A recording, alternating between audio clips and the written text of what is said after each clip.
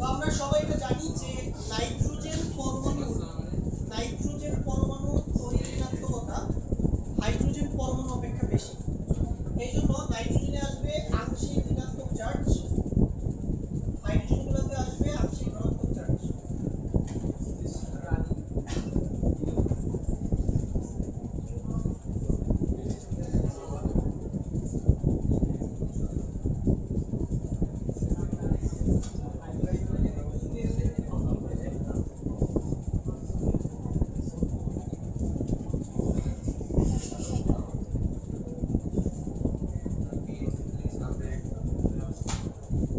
এরপর আমরা কি করব, পাশাপাশি দুইটা অ্যামোনিয়া অণু H প্লাস এবং N মাইনাস এর মধ্যে আমরা কি দেব, একটা ডটেড লাইন দিব।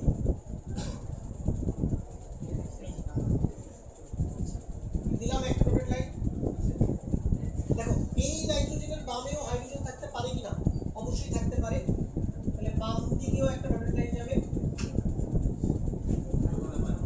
এইখানে একটা ডটেড লাইন হবে, আর এই হাইড্রোজেনের ডান পাশেও কি থাকতে পারে, নাইট্রোজেন পরমাণু থাকতে পারে। এই জন্য এখানেও তোমাকে ডটেড লাইন ব্যবহার করা লাগে। দেখো এই হাইড্রোজেনগুলা এই যে নিচেরটা উপরেরটা নিচেরটা উপরেরটা নিচেরটা উপরেরটা, এই হাইড্রোজেন পরমাণুগুলা H বন্ডিং এ পার্টিসিপেট করবে না। এর কারণ হলো অ্যামোনিয়া অণুতে নাইট্রোজেন পরমাণুতে মাত্র কয়টা লোন পেয়ার থাকে, মাত্র একটা লোন পেয়ার থাকে। মানে এখানে সিস্টেমে লোন পেয়ার আছে মাত্র একটা, বাট হাইড্রোজেনের পরিমাণ অনেক বেশি, যার জন্য এই হাইড্রোজেনগুলো H বন্ডিং এ পার্টিসিপেট করার জন্য প্রয়োজনীয় পরিমাণ মুক্তজল পাবে না। এই জন্য এখানে কি এই হাইড্রোজেনগুলো হাইড্রোজেন বন্ধনে অংশগ্রহণ করবে না। তাহলে আমাকে বলো প্রতিটা অ্যামোনিয়া অণুর চারপাশে মোট কয়টা ডটেড লাইন আছে, দুইটা ডটেড লাইন আছে। তাহলে বলতে গেলে কয়টা হাইড্রোজেন বন্ধন আছে, দুইটা হাইড্রোজেন বন্ধন আছে। আচ্ছা এটাই হচ্ছে আমাদের অ্যামোনিয়া অণুতে H বন্ডিং।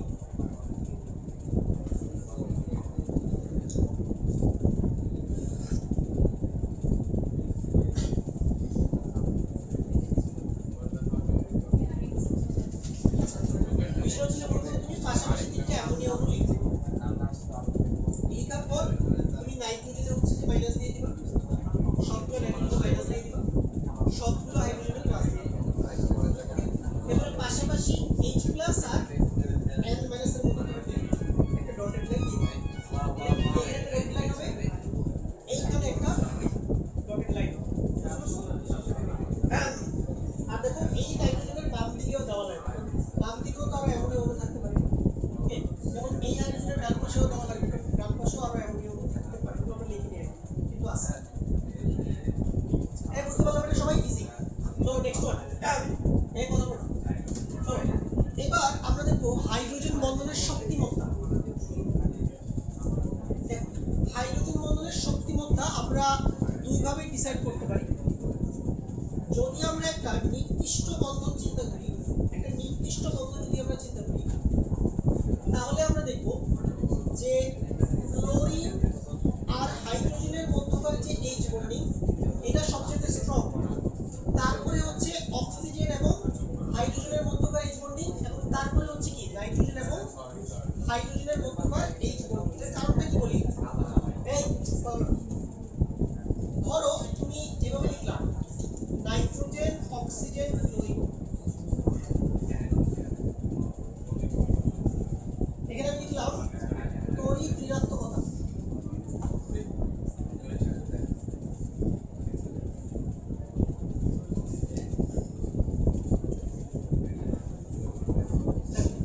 নাইট্রোজেনের তড়িৎ ঋণাত্মকতা কত, 3, অক্সিজেনের 0.5 পাবে, ফ্লোরিনে হচ্ছে 4।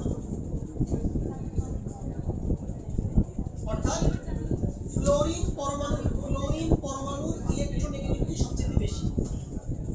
তাহলে যেই পরমাণুর তড়িৎ ঋণাত্মকতা সবচেয়ে বেশি হবে, ওই পরমাণুর ক্ষেত্রে হাইড্রোজেন বন্ডিং বেশি হবে, স্ট্রং হবে। ওকে, এই জন্য HF সবচেয়ে স্ট্রং, তারপরে OH, তারপরে কি NH।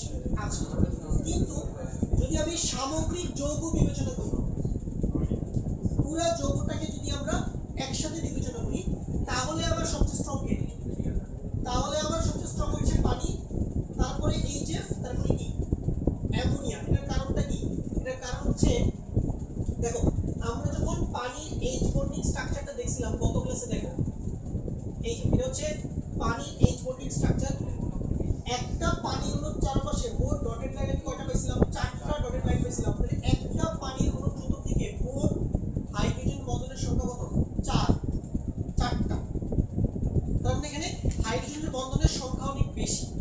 কিন্তু এইচএফ এ দেখো কয়টা ডটেড লাইন? 2টা। তাহলে এইচএফ এর চারপাশে 2টা হাইড্রোজেন বন্ধন আছে। আর অ্যামোনিয়াতেও দেখো কয়টা আছে? 2টা এইচ বন্ডিং আছে। তাহলে বন্ডিং এর সংখ্যা যত বেশি হবে, ওই বন্ডিং গুলাকে ব্রেক করতে তাপ শক্তিও কি লাগবে? বেশি প্রয়োজন হবে। এই জন্য অ্যাজ এ হোল ওয়াটারের এইচ বন্ডিং সিস্টেমটা সবচেয়ে স্ট্রং। বুঝতে পারছো কিনা? তাহলে যদি এমসিকিউর অপশনে একটা সিঙ্গেল বন্ড হিসেবে আসে, তাহলে এইচআর ফ্লোরিনের মাঝখানে সবচেয়ে স্ট্রং হবে। আর যদি সামগ্রিকভাবে একটা যৌগ অপশনে থাকে, তাহলে সবচেয়ে স্ট্রং কে? তাহলে হচ্ছে পানি সবচেয়ে স্ট্রং, তারপরে এইচএফ, তারপরে কি? অ্যামোনিয়া। তো এই কোশ্চেনটা কিন্তু পরীক্ষায় অবশ্যই আসবে যে নিচের কোনটিতে সবচেয়ে শক্তিশালী হাইড্রোজেন বন্ধন থাকে? উত্তর হচ্ছে পানি। মাস্ট আসবে। ওকে, আচ্ছা। তো এভাবেও আসতে পারে যে হাইড্রোজেন বন্ধনের শক্তিমত্তার সঠিক ক্রম নিচের কোনটি? দেখবে যে অপশনে এরকম 4টা অপশন থাকবে, পানি সবার আগে থাকবে, তারপরে এইচএফ, তারপরে এভাবে সিরিয়ালি যাবে। বুঝতে পারলাম? ওকে, আচ্ছা। তাহলে এটা ইজি কোশ্চেন, যেটা আমরা পারবো জাস্ট এমসিকিউর জন্য এটা। চলো নেক্সট আমরা চলে যাই। এবার আসুন আমরা বলবো অ্যাসিটিক অ্যাসিডের ডাইমার গঠন ব্যাখ্যা করো। অ্যাসিটিক অ্যাসিডের ডাইমার গঠন ব্যাখ্যা করো।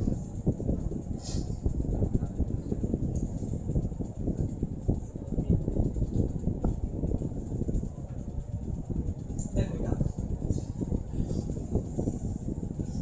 দেখো যদি অ্যাসিটিক অ্যাসিড একটা অণু হিসেবে থাকে, একটা সিঙ্গেল অণু হিসেবে থাকে, তখন এটাকে বলে মোনোমার।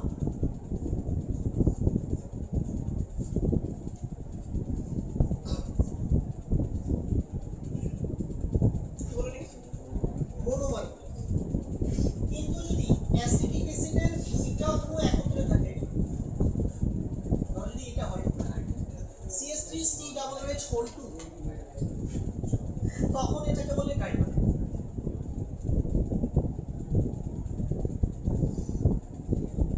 কি বলে এটাকে? ডাইমার। আচ্ছা, চলো আমরা স্ট্রাকচারটা আঁকি।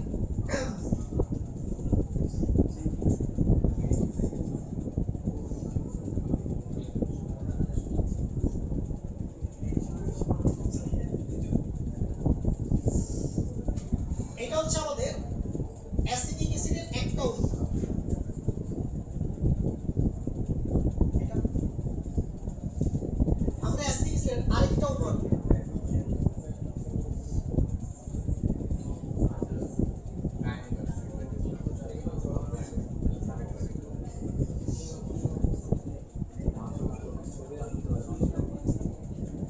দেখো আমরা পাশাপাশি দুইটা অ্যাসিটিক অ্যাসিড অণু আঁকলাম। এরপর কিছুই করতে হবে না, তুমি জাস্ট কি করবা? অক্সিজেন আর হাইড্রোজেনের মাঝখানে ডটেড লাইন দিয়ে দিবা। এইখানে একটা এইচ বন্ডিং থাকবে, এইখানে একটা এইচ বন্ডিং। এইভাবে দুইটা এইচ বন্ডিং এর মাধ্যমে তোমার অ্যাসিটিক অ্যাসিডের দুইটা অণু পরস্পরের সাথে কানেক্টেড থাকে। এইভাবে অ্যাসিটিক অ্যাসিডের কি গঠিত হয়? ডাইমার অণু গঠিত হয়। ওকে, অর্থাৎ অ্যাসিটিক অ্যাসিড নরমালি তো আমরা যখন বিক্রিয়া টিক্রিয়া লিখি, তখন অ্যাসিটিক অ্যাসিডকে আমরা এইভাবে লিখি, মোনোমার হিসেবে লিখি। বাট নেচারে মানে অ্যাসিটিক অ্যাসিড হচ্ছে প্রকৃতিগতভাবে হচ্ছে যে ডাইমার হিসেবে অবস্থান করে।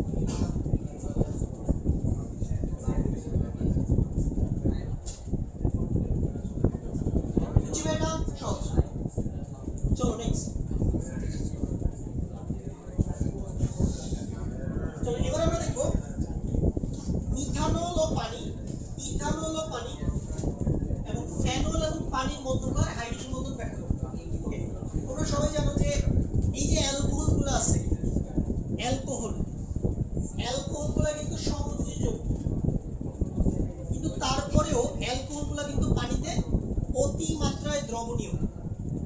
এই অ্যালকোহলগুলোর পানিতে এত অতিমাত্রায় দ্রবণীয়তার পিছনে প্রধান যে কারণটা সেটা হচ্ছে আমাদের এই হাইড্রোজেন বন্ধন।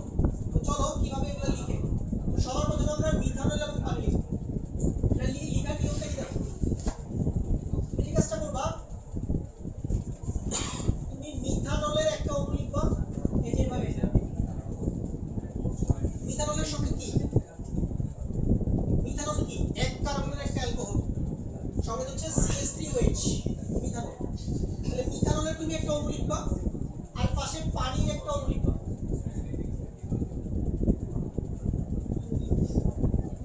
তাহলে একটা মিথানল একটা পানি, এরপরে আবার মিথানল,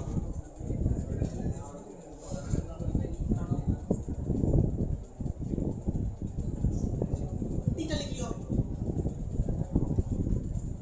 এরপরে কি করবে, কিছুই করতে হবে না, হাইড্রোজেনের আর অক্সিজেনের মাঝখানে তুমি ডটেড লাইন দিয়ে দাও।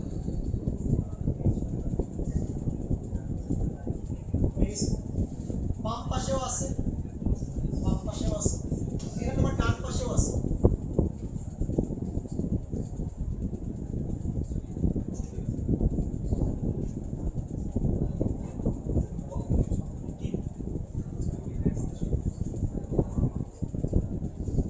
একটা আমাদের হইলো। এবার আসো ইথানল এবং পানি। এখানে অক্সিজেন আরেকটা হবে না, অক্সিজেন আরেকটা হবে না, ওপরে নিচে করার জন্য হচ্ছে যে হাইড্রোজেন দরকার, কিন্তু মিথাইল অক্সাইডের সাথে মিথাইল তারপরে মাঝখানেটা হবে না, মাঝখানেটা হচ্ছে হাইড্রোজেন। দিয়ে সবগুলো দিতে হবে, একটাতে হয় একটা হয়। আচ্ছা এইবার দেখো, এবার হচ্ছে ইথানল এবং পানি।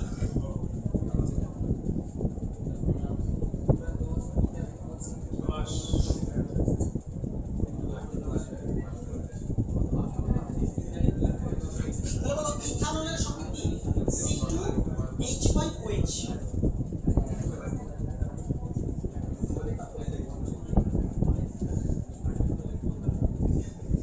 তাহলে ইথানল এখনো পানি, আবার ইথানল।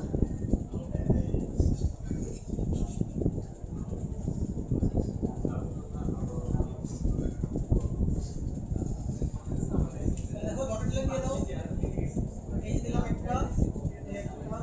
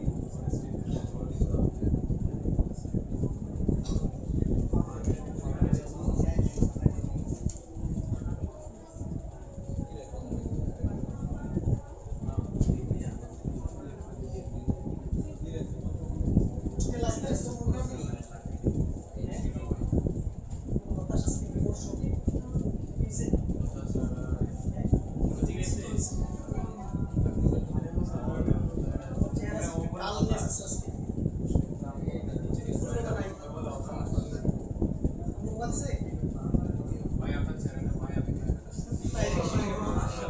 বয়স্ক লোক কমে গেছে 10 বছর আর বেশি আর বেশি কম আর লাগে বড় হয়ে গেছে নাকি আল্লাহ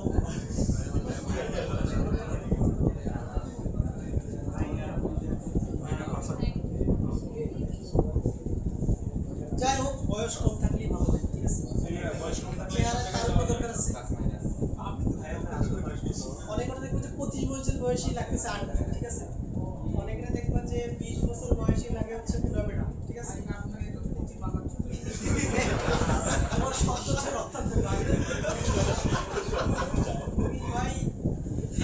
আমি তো আমার ইউনিভার্সিটিতে আমি করি না আমি যদি তুমি যদি আমার ইউনিভার্সিটি জুনিয়র হইতাম তোমার র্যাঙ্ক দিয়া সন্ধ্যা 6টার মধ্যে তোমার রুমে ঢুকাই দাও কখন আমাদের পরে দেবে এমন কোনো শাস্তি নেই তোমাকে আমি দিতাম না এই যে ভাই আমিও বলি আমার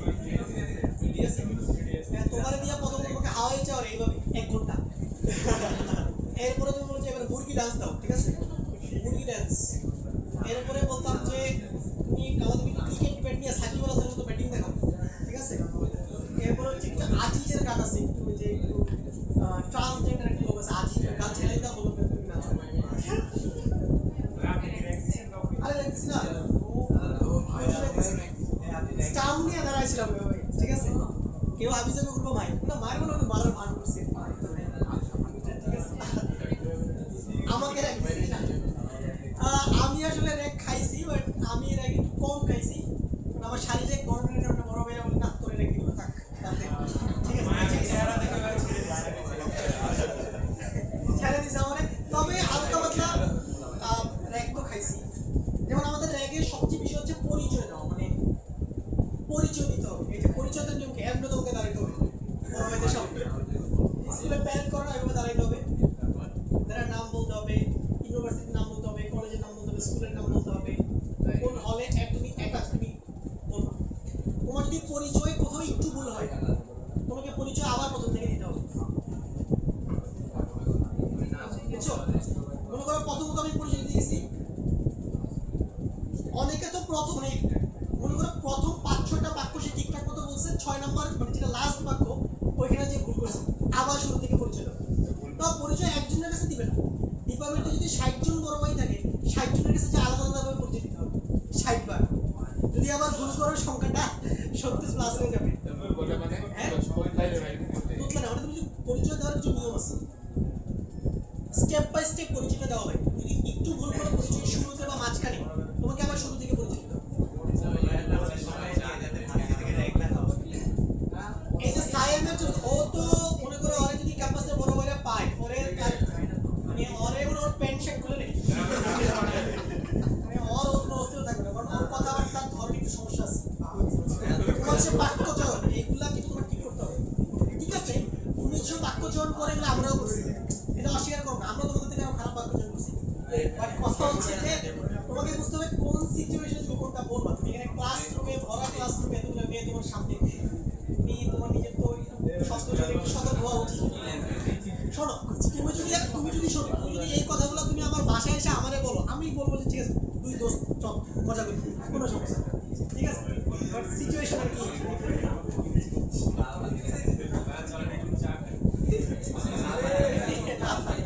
চায়ের আড্ডা খুব ডেঞ্জারাস ঠিক আছে চায়ের আড্ডা যে মানুষের কত কিছু রিভিল হয়ে যায় ভাই থেকে ঠিক আছে চলো ভাই এটা বুঝছি সবাই নেক্সট ওয়ান এবার H2SO4 অণুতে হাইড্রোজেন বন্ধন ব্যাখ্যা করো তো আমরা কিন্তু জানি যে সালফিউরিক অ্যাসিড অণুতেও তোমার H বন্ধন প্রদর্শিত হয় কিভাবে দেখো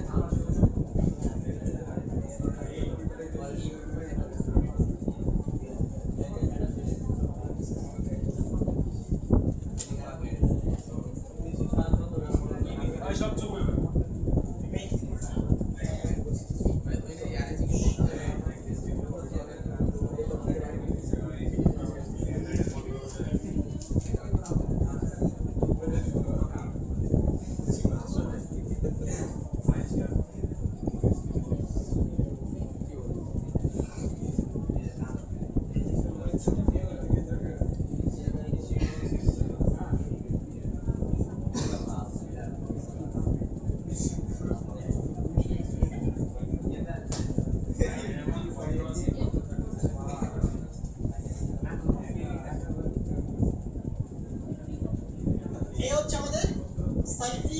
অ্যাসিড অণুতে এইচ বন্ডিং।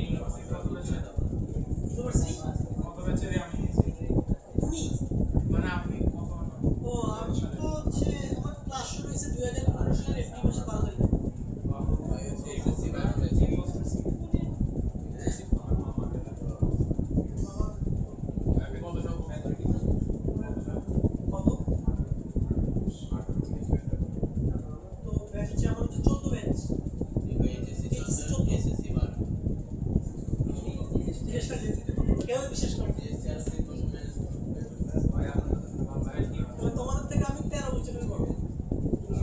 তোমার সাথে সাথে দিব না কথাবার্তা একটু সামনে নিব, ঠিক আছে? এর সাথে সিরিয়াস হইলে কখনো কি আসলে সিরিয়াস হয়ে লাভ নাই আসলে। মনে রাখবা তুমি যত বয়সে বড় হবা তুমি তত বেশি ব্রেইনি হবা, ঠিক আছে? তুমি যত বেশি জানবা, যত বেশি শিখবা, যত বেশি তুমি লাইফকে চিনবা, লাইফ সম্পর্কে জানবা, তত তোমার মধ্যে হাম্বলনেস বাড়বে। এই বয়সে তোমাদের মধ্যে হাম্বলনেস একটু কম। ধরো তুমি যদি জিপিএ 5 পাইলে তোমাকে আর কিছু বলে না, ও মাই গড জিপিএ 5 গোল্ডেন পাইলে তোর পাই মাটিতে পা পড়ে। চট্টগ্রাম কলেজে টিকলে তো ও মাই চিটাং কলেজে পড়ি আমি সেরা, ঠিক আছে? পরে 2 বছর পরে কোথাও চান্স পাবে। সো হাম্বল থাকো, জীবনে হাম্বল থাকো, লাইফে হাম্বল থাকো, পড়াশোনা করে পরিশ্রম করে ভালো করো। তোমার ভাই বুঝছি না? নেক্সট শো এবার রিপোর্ট জিনিস বলছে উদাহরণ সহ অন্ত আণবিক হাইড্রোজেন বন্ধন দেখানো। দেখো আমরা এতক্ষণ পর্যন্ত যে এক্সাম্পলগুলো দেখছি এগুলো কি ছিল? সবগুলো ছিল আন্ত আণবিক, মানে পাশাপাশি দুইটা অণুর মধ্যে এইচ বন্ডিং। এখন আমরা দেখব অন্ত আণবিক, এগুলো বেশ ইম্পর্টেন্ট পরীক্ষার জন্য। আমরা তিনটা এক্সাম্পল দেখব।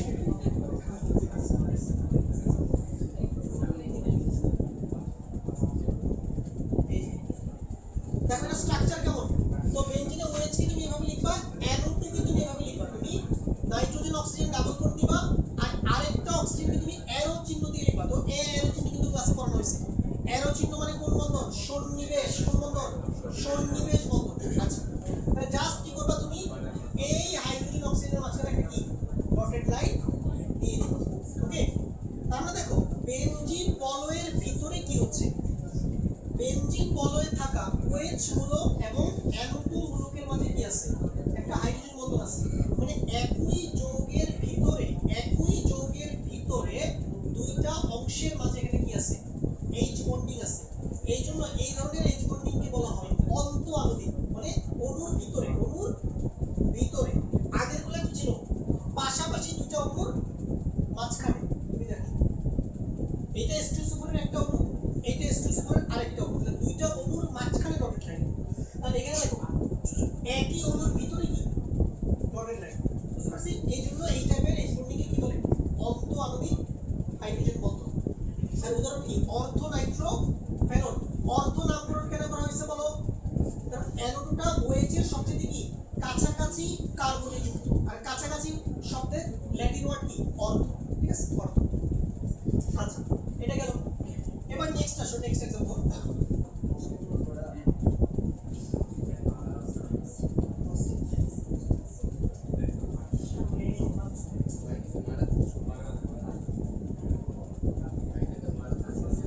এবার শুনো, এই কি যাই প্লিজ भैया पानी में से हो गया पानी में से ना হ্যাঁ ওকে বাদ দুটোটা ক্লাসে শেষ হচ্ছে। হ্যাঁ এদিকে দেখো, মনে করো বেনজিন বলয়ে দুইটা কার্যকরী মূলক আছে, একটা হচ্ছে OH আর একটা কি CHO। এখন দেখো OH হচ্ছে অ্যালকোহলের কার্যকরী মূলক আর CHO হচ্ছে কি অ্যালডিহাইডের কার্যকরী মূলক। এখন যদি এরকম দুইটা ভিন্ন ভিন্ন কার্যকরী মূলক একসাথে থাকে তখন তুমি কোন কার্যকরী মূলকটাকে বেশি প্রাধান্য দিবে? তো এক্ষেত্রে মনে রাখবা OH আর CHO যদি একসাথে থাকে তাহলে CHO এর প্রায়োরিটি বেশি, CHO এর প্রায়োরিটি বেশি, OH এর প্রায়োরিটি কম। তাই এই যৌগটা মূলত আসলে কোনো অ্যালকোহল নয়, ঠিক আছে? অ্যালডিহাইড। এটা কি অ্যালডিহাইড। তাহলে আমাকে বলো CHO হচ্ছে আমার কি মেইন কার্যকরী মূলক এখানে, আর CHO এর সবচেয়ে কাছাকাছি অবস্থানে কি যুক্ত? OH যুক্ত, মানে অর্থ অবস্থানে কি যুক্ত? একটা OH যুক্ত। তাহলে আমরা এটার নাম দিব অর্থ হাইড্রোক্সি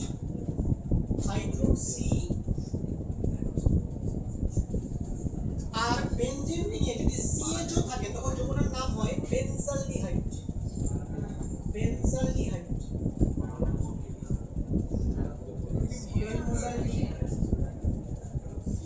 এই যৌগটার নাম হচ্ছে অর্থো হাইড্রোক্সি। OH কে কি নামে ডাকে? হাইড্রোক্সি। তাহলে অর্থো হাইড্রোক্সি বেনজালডিহাইড হবে এই যৌগটার নাম। আর এর একটা বাণিজ্যিক নাম আছে, এর বাণিজ্যিক নাম হচ্ছে স্যালিসাইলডিহাইড।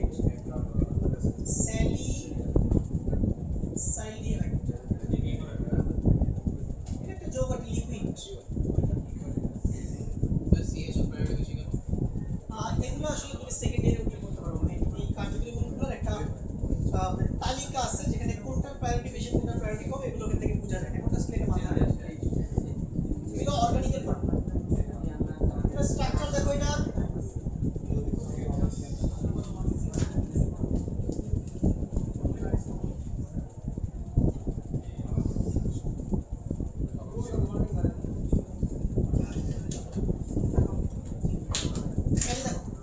OH কে তুমি এভাবে লিখবা, CHO কে তুমি এভাবে লিখবা, দেন তুমি হাইড্রোজেন অক্সিজেনের মাঝখানে তুমি ডটেড লাইন দিবে।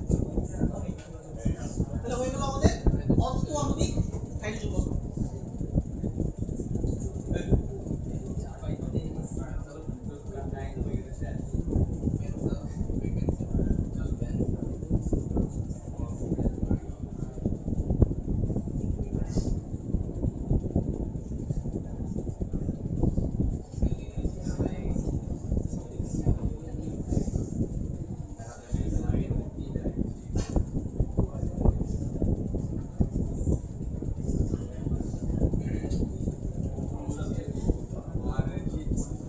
চলো এবার নেক্সট ওয়ান।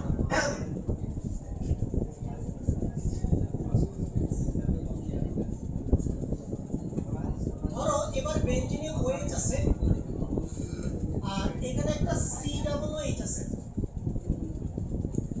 তাহলে দেখো এখানেও তোমার কয়টা কার্যকরী মূলক আছে? বেনজিন রিংয়ে দুইটা কার্যকরী মূলক আছে, OH আর COOH। তাহলে OH হচ্ছে যে অ্যালকোহলের কার্যকরী মূলক আর COOH কি কার্বক্সিলিক অ্যাসিডের কার্যকরী মূলক।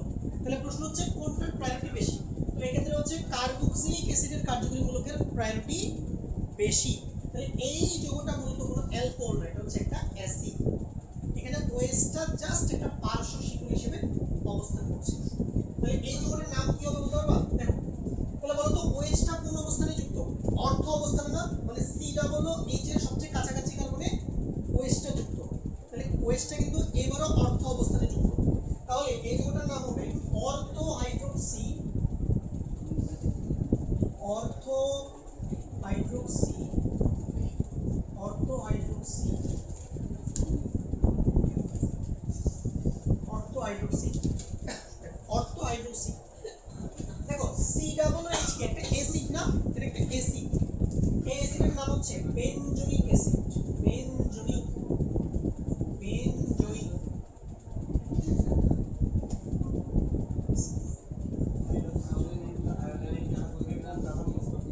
এটা নিচেও আরো কম প্রাধান্য বিশিষ্ট কার্বন সেল কেনা সেল কিনা সেল এগুলো লাগবে না, সেকেন্ড ইয়ারে উঠলে তখন জানবো। তাহলে অর্থো হাইড্রোক্সি কি বেনজোইক অ্যাসিড, বেনজোইক অ্যাসিড। আচ্ছা তাহলে দেখো তাহলে তিনটা জিনিস শিখলে তুমি এখানে, বেনজিনে ওএইচ থাকলে কি বলে ফেনল, বেনজিনে সিএইচও থাকলে কি বলে বেনজালডিহাইড, আর বেনজিনে সি ডাবল এইচ থাকলে তাকে কি বলে বেনজোইক অ্যাসিড। এখন ওটা স্ট্রাকচার কেমন হবে? স্ট্রাকচার হবে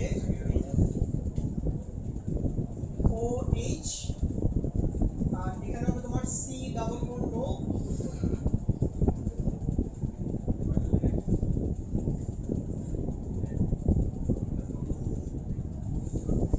এখানে OH।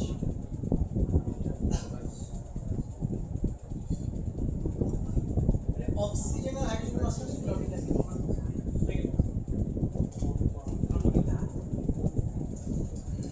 তাহলে সবগুলা কিসের উদাহরণমূলক? অন্ত আণবিক, সবগুলো কিসের एग्जांपल? অন্ত আণবিক হাইড্রোজেন বন্ধনের एग्जांपल। পারব পরীক্ষা আসলে এই তিনটা থেকে যে কোনো একটা আসবে, এই তিনটা থেকে যে কোনো একটা আসবে एग्जांपल, ঠিক আছে? আর অর্থ নামকরণ ভাই সবাই বুঝছি, অর্থ নামকরণ কিভাবে হয়েছে আবার বলতেছি, যে তোমার মেইন যে কার্যকরীমূলকটা থাকবে ওইটার যদি নিকটবর্তী কার্বনে কোনো গ্রুপ থাকে ওটা কি অবস্থা? অর্থ অবস্থা, ঠিক আছে? অর্থ অবস্থা। আচ্ছা তাহলে এই দিকটা আমাদের সবাই ক্লিয়ার।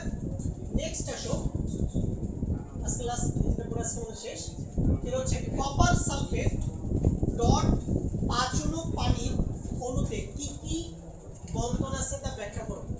এটা আমরা সবাই চিনি না, কপার সালফেট 5 অনু, এটার নাম কি? তুতে, বাংলাতে বলে তুতে, ইংলিশে কি বলে? Blue vitriol. এটা কি বলে? Blue vitriol. Okay, blue vitriol. আচ্ছা তুমি একটু এর স্ট্রাকচারটা ভালো করে দেখো। এই হচ্ছে আমাদের ব্লু ভিট্রিয়লের স্ট্রাকচার, এটা মাঝে মাঝে কিন্তু পরীক্ষা আঁকতে দেয় যে ব্লু ভিট্রিয়লের সংকেত লিখো, ঠিক আছে? বিশাল বড় স্ট্রাকচারটা কাটতে হবে। সো মনোযোগ দিয়ে স্ট্রাকচারগুলোতে দেখো। দেখো এখানে কি আছে বলো? কপার 2+ আছে। কি আছে? কপার 2+। দেখো কপার 2+ আছে। এই কপার 2+ কে দেখো, এই কপার 2+ কে ঘিরে ধরছে কে? চারটা পানির অণু। দেখো এই যে একটা পানির অণু, দুইটা পানির অণু, তিনটা পানির অণু, চারটা পানির অণু। তাহলে চারটা পানির অণু কপার 2+ থেকে চারপাশ থেকে ঘিরে ধরছে। এবং আমরা জানি যে পানির অণুতে অক্সিজেন পরমাণুতে কয়টা মুক্তজোড়ী ইলেকট্রন থাকে? দুইটা মুক্তজোড়ী ইলেকট্রন থাকে। তাহলে এই অক্সিজেন কি করবে? তার এই একটা মুক্তজোড়ী ইলেকট্রন কপার 2+ কে দিবে, মানে কপার 2+ এর ফাঁকা অরবিটালে, ফাঁকা ডি অরবিটালে বা ফাঁকা অরবিটালে যেটা বলবো, যে তাহলে কপার 2+ এর ফাঁকা অরবিটালে এই পানির অণুগুলা তার মুক্তজোড় ইলেকট্রনগুলোকে জায়গা দিবে। ওকে, তাহলে বলো তো এই যে দুটো ইলেকট্রন পানির অণু দিল, দুইটা ইলেকট্রনই পানির অণু দিছে না, কপার 2+ এর এখানে কোনো কন্ট্রিবিউশন আছে? কপার 2+ এর কোনো ইলেকট্রন শেয়ার করতেছে না। যখন এরকম সিনারিও আসবে যে দিবে একজন কিন্তু শেয়ার করবে কয়জন? দুইজন, তখন আমাদেরকে নরমাল দাগের বদলে অ্যারো চিহ্ন ব্যবহার করতে হবে। তাহলে এই অ্যারো চিহ্ন মানে কোন বন্ধন? সন্নিবেশ। কোন বন্ধন? সন্নিবেশ বন্ধন, সন্নিবেশ বন্ধন। আচ্ছা তাহলে এই চারটা পানির অণু সন্নিবেশ বন্ধনের মাধ্যমে কপার 2+ আয়নের সাথে যুক্ত হবে। ওকে, এটা বুঝছি। আচ্ছা এরপরে দেখো এই ঠিক মাঝখানটাতে একটা পানির অণু আছে না, মাঝখানটাতে ঠিক মিডলে একটা হাইলাইট করে দিছি, এখানে আরেকটা পানির অণু আছে। দেখো এই পানির অণুর ডান পাশে কি আছে? সালফেট। এই দেখো এটা হচ্ছে সালফেট, এই পুরো স্ট্রাকচারটা কি আমাদের? সালফেট। তাহলে এই পানির অণুটা দুইটা হাইড্রোজেন বন্ধনের মাধ্যমে সালফেটের সাথে কি যুক্ত আছে। এই যে দেখো, এই যে এই একটা ডটেড লাইন না, তাহলে একটা এইচ বন্ডিং, এখানে আরেকটা ডটেড লাইন, তাহলে আরেকটা এইচ বন্ডিং। তাহলে এই মাঝখানের পানির অণুটা দুইটা এইচ বন্ডিং এর মাধ্যমে ডান পাশের সালফেট স্ট্রাকচারটার সাথে কি যুক্ত আছে। আবার তুমি দেখো এই মাঝখানের পানির অণুটা আরো দুইটা এইচ বন্ডিং এর মাধ্যমে কি তার বাম পাশে যে দুটো পানির অণু আছে তার সাথে কানেক্টেড আছে। বুঝতে পারছি? এইভাবে হচ্ছে তোমার ইন্ডিভিজুয়াল পুরো স্ট্রাকচারটা তৈরি হয়েছে। তুমি কিন্তু লিখতে জানতে হবে এটা স্ট্রাকচার। এবার আমাকে বলো তো এখানে কি কি ধরনের রাসায়নিক বন্ধন আছে এই পুরো স্ট্রাকচারটার মধ্যে? দেখো এই স্ট্রাকচারটার মধ্যে মোট 4 ধরনের রাসায়নিক বন্ধন আছে। কয় ধরনের রাসায়নিক বন্ধন আছে? 4 ধরনের। নাম্বার 1, এটা তোমরা লিখো খাতায়, এগুলো লাগবে, এগুলো লিখো। এখানে 4 ধরনের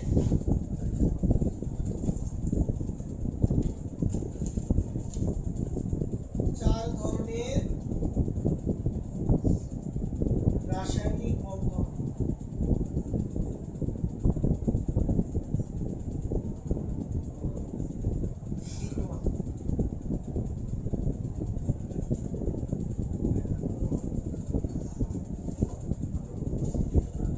নাম্বার 1 লিখো কপার 2 প্লাস।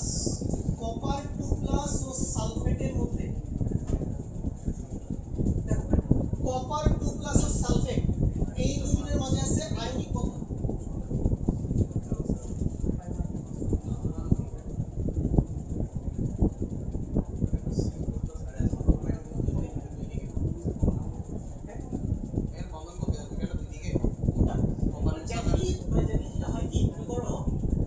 আমি যদি মানে পানি অণুগুলোকে কোনোভাবে সেপারেট করে ফেলতে পারি তখন তো শুধু কপার সালফেট পড়ে থাকে, তখন কিন্তু আবার কপার সালফেটের মধ্যে কি থাকে আয়নিক বন্ধন থাকে। কিন্তু আমরা ওইভাবে জিনিসটাকে চিন্তা করব, ঠিক আছে? হ্যাঁ, এই স্ট্রাকচারটার মধ্যে তো নাই, কিন্তু যখন পানি অণু, যখন তুমি এটাকে তাপ দিবা প্রোভিজুয়াল স্ট্রাকচার থেকে, তখন পানি অণুগুলো চলে যাবে, তখন ক্রিস্টালের মধ্যে অনলি জাস্ট কপার সালফেটটা পড়ে থাকে, তখন আবার আয়নিক বন্ধনটা ফর্ম হয় না। তো এই জন্য আমরা ধরেই নেই যে প্রোভিজুয়াল স্ট্রাকচারে আয়নিক বন্ধন আছে। আচ্ছা, এবার 2 নাম্বার দেখো, দেখো তো কপার 2 প্লাস এবং পানির মধ্যে কি ধরনের বন্ধন আছে? সন্নিবেশ বন্ধন না? সন্নিবেশ বন্ধন, যেটা অ্যারো চিহ্ন। লিখো কপার 2 প্লাস ও পানি, পানি সন্নিবেশ বন্ধন, সন্নিবেশ।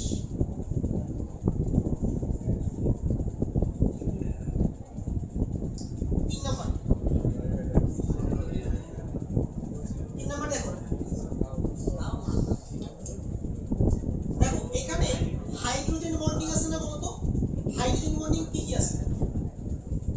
এই দেখো হাইড্রোজেন আর অক্সিজেনের মাঝে আছে না? হাইড্রোজেন আর অক্সিজেনের মাঝে হাইড্রোজেন বন্ডিং আছে। এইভাবে লিখি আমি H dot dot dot dot O, তাহলে এই টাইপের H বন্ডিং এখানে আছে। আবার তুমি দেখো এইখানে H এর সাথে কার H বন্ডিং? O মাইনাস এর। কার? এটা তো ক্লাসে পড়াইছিলাম যে অক্সিজেন যদি এক হাতে থাকে তাহলে অক্সিজেন কি আসে? Negative charge. তাহলে হাইড্রোজেনের সাথে O মাইনাস এর কি আছে? H বন্ডিং আছে। তাহলে এখানে দুই টাইপের H বন্ডিং।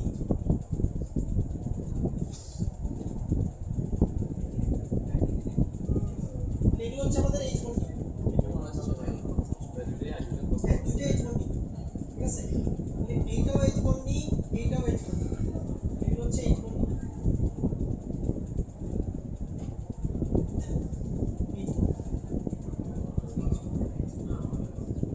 এরপরে দেখো 4 নাম্বার, তাহলে আয়নিক বন্ধন আছে, সন্নিবেশ বন্ধন আছে, হাইড্রোজেন বন্ধন আছে। 4 নাম্বার কি ভাই? সহযোগী বন্ধন আছে না এখানে, যেগুলো নরমাল দাগ, যেমন ধরো যে double bond, double bond, single bond, single bond, single bond, single bond, single bond, single bond, single bond, single bond, এগুলো কি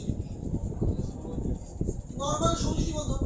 ওকে, তাহলে দেখো সালফারের সাথে অক্সিজেনের যে ডাবল বন্ড এটাও সহযোগী বন্ধন। সালফারের সাথে O মাইনাসের যে বন্ড এটাও কি বন্ধন? সহযোগী বন্ধন। আর অক্সিজেনের সাথে নরমাল হাইড্রোজেনের যে বন্ডিং সেটা কি বন্ধন?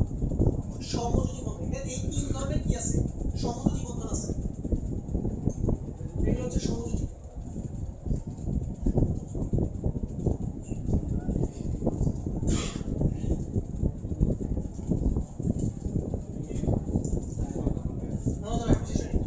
তাহলে বুঝলাম এই স্ট্রাকচারে কয় ধরনের বন্ডিং আছে বলো? সন্নিবেশ আছে, সমযোজী আছে, আর কি আছে, হাইড্রোজেন বন্ধন আছে। কিন্তু পরীক্ষায় দুইভাবে কোশ্চেন আসতে পারে। একভাবে আসতে পারে যে এই স্ট্রাকচারটাতে কয় ধরনের রাসায়নিক বন্ধন আছে, উত্তর কি 4 ধরনের রাসায়নিক বন্ধন আছে। যদি প্রশ্নটা এইভাবে করে কি কি রাসায়নিক বন্ধন আছে, তাহলে উত্তর কি আয়নিক বন্ধন আছে, সন্নিবেশ বন্ধন আছে, হাইড্রোজেন বন্ধন আছে, সমযোজী বন্ধন আছে। আচ্ছা, কোশ্চেনটা এইভাবেও করতে পারে যে কোন প্রকারের কতটি বন্ধন আছে। তখন যদি এইভাবে করে যে সমযোজী মোট কয়টা, এটা তুমি কিভাবে কাউন্ট করবে দেখো। তো সমযোজী করে এটা পারার জন্য অবশ্যই তোমাকে পুরো স্ট্রাকচারটা একবার রাখতে হবে, নাহলে তুমি তো পারবে না। কাউন্ট করো তো সমযোজী কয়টা আছে হিসাব করে দেখাচ্ছি। দেখো এখানে সমযোজী কয়টা, দুইটা, ডাবল বন্ড মানে দুইটা সমযোজী বন্ধন। এইখানে দুইটা সমযোজী বন্ধন, এইখানে দুইটা, কয়টা হলো 4টা। এই একটা 5টা, এই একটা কয়টা হলো 6টা, এই একটা কয়টা 7টা, এই হলো কয়টা 8টা, 8টা, ঠিক আছে 8টা। আবার 9টা, 10টা, 11টা, 12টা। এই পানির ভিতরে আবার দুইটা আছে 14টা, এই পানির ভিতরে আবার দুইটা আছে কয়টা হলো 16টা। মোট সমযোজী বন্ধন কয়টা? এটাও যদি পরীক্ষায় আসে তখন তুমি হা করে তাকায় দেখো, তখন তুমি স্ট্রাকচার রাখতে না পারলে বের করবে কেমনে? ঠিক আছে, তাহলে মোট 16টা সমযোজী বন্ধন আছে। বলো হাইড্রোজেন বন্ধন কয়টা আছে? 4টা। তাহলে কয়টা ডটেড লাইন? এই দেখো একটা ডটেড লাইন, দুইটা, তিনটা, 4টা। এই তো 4টা ডটেড লাইন, কিন্তু হাইড্রোজেন বন্ধন কয়টা? 4টা। অ্যারো চিহ্ন কয়টা? অ্যারো চিহ্ন 4টা না? তাহলে সন্নিবেশ কয়টা? 4টা। তাহলে কাউন্ট করতে পারবো না? ওকে, তাহলে আজকে তুমি আগামী ক্লাসে আমাদের এখান থেকে কন্টিনিউ হবে। পাসওয়ার্ড কি জিনিস? পাসওয়ার্ড দিলে তো বলা হয় না ক্লাস করবে। আজকে দিবেন, কালকে আবার মোবাইল চালাবে। আজকে দিবেন, কালকে মোবাইল চালাবে। আবার দেওয়া যাবে না বলে পাসওয়ার্ড। আচ্ছা, যারা যারা পাসওয়ার্ড নিতে চান তারা পার্সোনালি যোগাযোগ করো।